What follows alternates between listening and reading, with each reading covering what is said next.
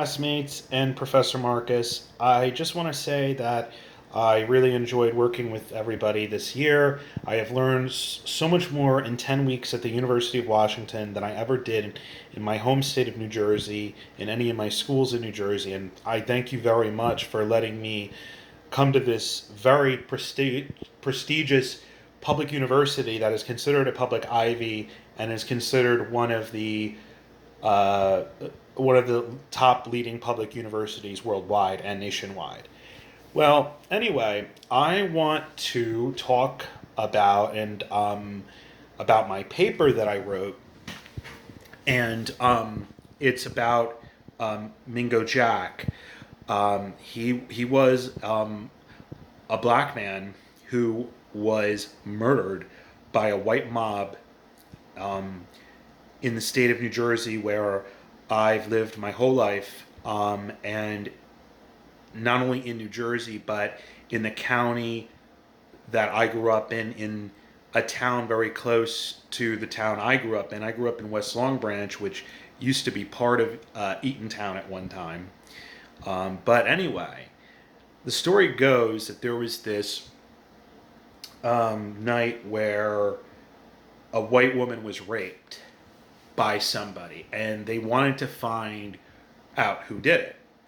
Well, there was a lot of racial prejudice at that time, and the constable Liebenthal, his name was Herman Liebenthal. Um, he accused Mingo Jack without really any evidence at all, and then what ended up happening is when he was arrested, when he uh, you know, proved his innocence, that he wasn't even in the area where the rape took place, and there was an actual rape, but he was not the person that did it. Well, what happened was is when he was in the jail cell, uh, they killed him in there. They shot him. Some witnesses say that he may have died in the jail cell. Some say he died when he was actually lynched, where his body was found. And I was like, I couldn't believe this. And I remember, when I was going to school at Shaw Regional, we had to read this story called To Kill a Mockingbird. And it made me think of that story, and I'm like, wow. And this happened in New Jersey. And and what also made this story even darker was the fact that Mingo Jack was a slave at one time. And I was like, wow, that's crazy. He was a slave on a plantation in Colts Neck, New Jersey, which is still a very rich town, and maybe probably should pay some reparations to black people, because there might have been slavery that went on there. I don't like Rutgers University because I heard that Rutgers University was used slave labor, and I just think that that's horrible.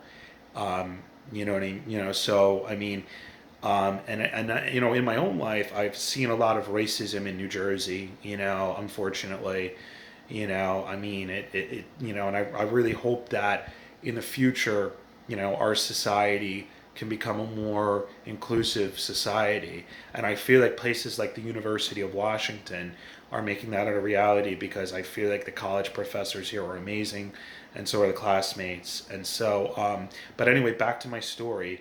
So what ended up happening is there were two eyewitnesses. There were a black couple that saw the murder take place, the white mob taking, hanging Mingo Jack, and but they weren't able to go to court and as witnesses. you know um, then what ended up happening was the murderers fled to New York, and then were apprehended, brought back to New Jersey, were tried, and they were released. And Liebenthal, he was arrested for manslaughter. He was the guy that accused Mingo Jack and led to this whole tragic incident happening. And well, he was brought to trial for manslaughter and was acquitted on bail. And so to this day, there hasn't been justice for either the woman who was raped or Mingo Jack, who was murdered simply because of the color of his skin. Thank you, everyone, for if you listen to this video, thank you.